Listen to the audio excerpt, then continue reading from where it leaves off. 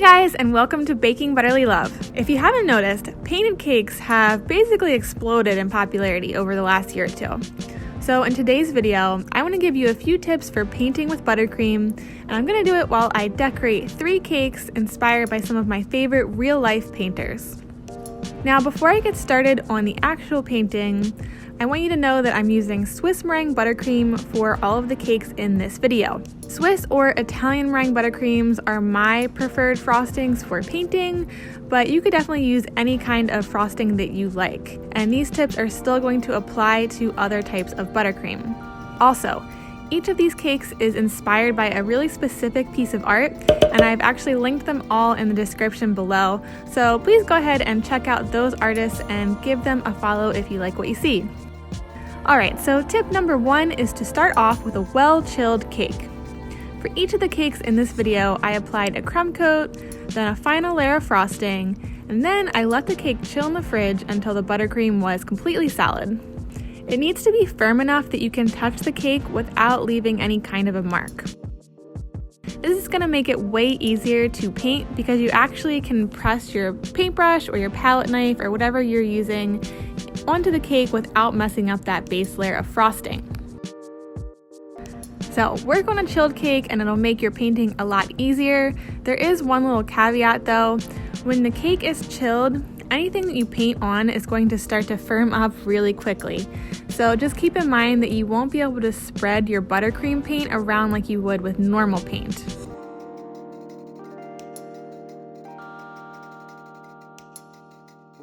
Tip number 2, if you only need small amounts of a certain color, try mixing them on the back of a sheet tray or another flat surface. I like to use either an offset spatula or my little palette knife to mix all of my colors on the back of one sheet tray. It's easier to mix small portions this way, and I also think it's easier to pick up and scrape off the buttercream as you're painting.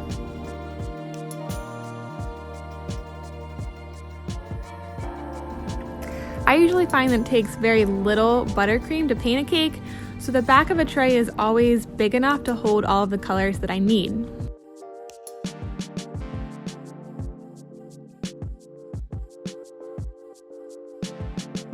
And speaking of colors, tip number 3 is to use gel food coloring. My favorite gel food coloring is a Color brand, but other brands definitely work as well. Just know that if you want really bright or vivid colors, you definitely need to be using gel food coloring, not the liquid kind.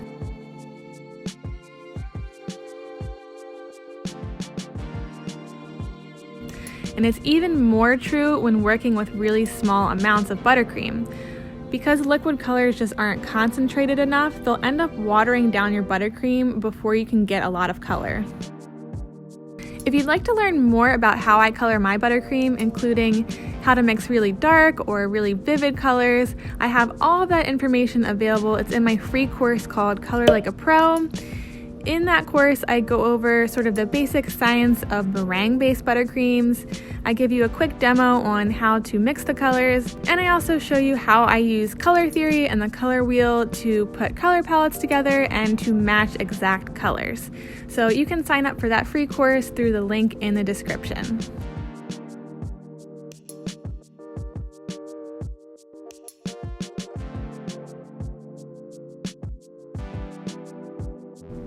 By the way, if you're enjoying this video, don't forget to subscribe to my channel, that way you won't miss out on any new videos. And you might want to give it a like too. Okay, tip number 4, and this kind of goes hand in hand with the chilled cake tip, but you want to make sure the buttercream you're painting with has a really nice soft consistency. So for Swiss meringue buttercream, that means you want to keep it slightly warmer, and that's going to give you a smoother, softer consistency.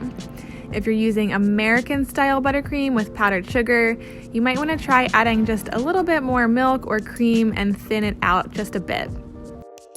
Either way, you want to make sure the buttercream is really nice and soft and spreadable.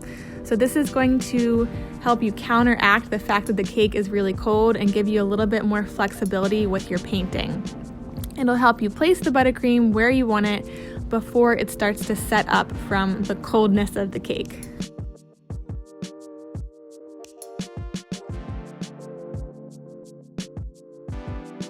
And finally, tip number 5, be mindful of how your colors are going to mix on the cake. So if you want to paint one color over top of another color without them mixing, it's a good idea to stop and put the cake back in the fridge until that first color sets up completely. Then you can go back and paint over it without messing anything up.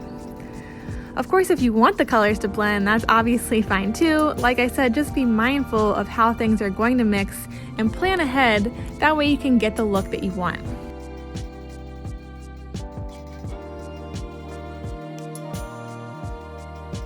So those are my 5 tips for painting with buttercream. And again, don't forget to check out all those links in the description if you want to learn more about coloring buttercream, or if you'd like to check out those artists who inspired all these cakes. Thanks so much for watching, and I'll see you guys in the next video.